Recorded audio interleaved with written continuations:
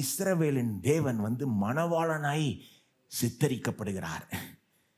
மாப்பிள மாதிரி சித்தரிக்கப்படுறார். யார்? யெகோவா தேவன், இஸ்ரவேலின் தேவன். இஸ்ரவேல் தேசம் அவருடைய மனைவியாய் சித்தரிக்கப்படுது. பார்த்துருக்கீங்களா அப்படிப்பட்ட வசனங்களை? பழைய ஏற்பாட்டில் எத்தனையோ வசனங்கள் இருக்கு. சில உதாரணம், ஏசாயா 54:5 உன் சிருஷ்டிகரே உன் நாயகர்.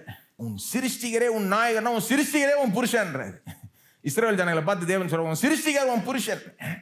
சேனைகளின் கர்த்தர் என்பது அவருடைய நாமம். உன் புருஷன் பேர் என்ன? சேனைகளின் கர்த்தர். இஸ்ரவேலின் பரிசுத்தர் உன் மீட்பர். அவர் சர்வ பூமியின் தேவன் எனப்படுவார். 6 சொல்லுது, ஏசாயா 54:6 இருக்கேன். கைவிடப்பட்டு மனம் நொந்தவளான ஸ்திரீயை போலவும் இளம் பிராயத்தில் விவாகம் செய்து தள்ளப்பட்ட மனைவியை போலவும் இருக்கிற உன்னை கர்த்தர் அழைத்தார் என்று உன் தேவன் சொல்லுகிறார். உன் தேவன் உன் புருஷன் ஏன் சொல்றாரா? இந்த இஸ்ரவேல் தேசம் ஒரு கைவிடப்பட்ட ஸ்திரீயை போல இருக்குதான். விவாகம் பண்ணியாச்சு, ஆனா தள்ளப்பட்டுருச்சு. தள்ளப்பட்ட ஒரு மனைவியை போல வர்ணிக்கப்படுது இந்த இஸ்ரவேல் தேசம். தள்ளப்பட்ட மனைவியை போல இருக்கிற இந்த இஸ்ரவேல் ஜனங்களை தேவன் என்ன பண்றாரு? அழைக்கிறார். அழைச்சு என்ன சொல்றாரு? உனக்கு புருஷன் இல்லைன்னு நினைச்சுக்காத, உன் சிருஷ்டிகரே உன்னுடைய புருஷன், உன்னுடைய நாயகன். அதாவது ஒரு பிரசங்கர் சொல்றாரு, உண்மைதான், நிறைய இம்பர்ஃபெக்ட் ஹஸ்பண்ட்ஸ் இருக்காங்க, பூரணமற்ற புருஷர்கள் நிறைய பேர் இருக்கிறாங்க. ஆனா இந்த கம்ப்ளைண்ட் இருக்கிறதே என்ன? எல்லாருக்கும் ஒரு கம்ப்ளைண்ட் இருக்கு. புருஷனா இப்படி இருக்கணும், ஆனா இருக்க மாட்டாங்க. அந்த கம்ப்ளைண்ட் ஏன் இருக்கு அப்படின்றத கொஞ்சம் யோசித்து பார்த்தீங்கன்னா, ஏன் இருக்குன்னா எல்லாரும் உள்ளத்தின் ஆழத்திலையும் ஒரு எதிர்பார்ப்பு இருக்கு.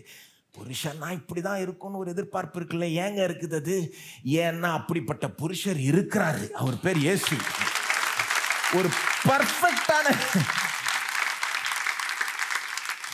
ஒரு பர்ஃபெக்ட் புரோட்டோடைப் புருஷன் அவர் தான்.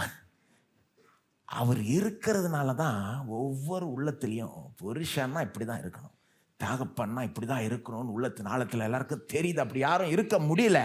அதை பார்க்கும்போது நீங்கள் எங்கே நடத்தப்படணும்னா இயேசுவை நோக்கி நடத்தப்படணும். ஏன்னா பர்ஃபெக்டான புருஷர் அவர் ஒருத்தர் தான். அவர் ஒருத்தர் தான்.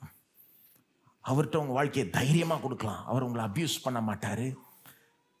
அவர் உங்களுக்கு சந்தோஷத்தை கொடுப்பார், உங்களை பாதுகாப்பார், உங்களை பராமரிப்பார், உங்களை போஷிப்பார், உங்களுக்கு நல்லதை செய்வார்.